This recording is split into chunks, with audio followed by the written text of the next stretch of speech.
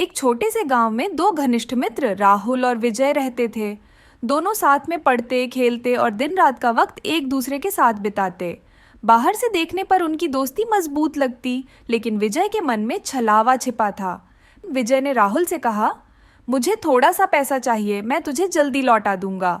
राहुल ने बिना सोचे समझे अपनी सारी बचत विजय को दे दी, क्योंकि उसे अपने दोस्त पर पूरा भरोसा था। विजय ने पैसे लिए और कहा, भाई चिंता मत कर, मैं जल्द ही तुझे लौटा दूंगा। लेकिन पैसे लेकर विजय ने मजे किए और पैसे लौटाने के बारे में कभी सोचा ही नहीं। कुछ हफ्तों बाद राहुल को पैसों की जरूरत पड़ी। उसने विजय से पैसे लौटाने को कहा, लेकिन विजय ने कहा, भाई मैंने तेरे से पैसे कब लिए थे, तुझे गलत फहमी हुई है। राहुल ये सुनकर चौंक गया और बोला, विजय मैं तेरे पर भरोसा करके मैंने अपनी सारी बचत तुझे दे दी थी, अब तू मुझे झूठा कह रहा है। धीरे धीरे गांव में यह बात फैल गई। लोगों ने विजय से दूरी बना ली, लेकिन विजय को अपने कर्मों की परवाह नहीं थी।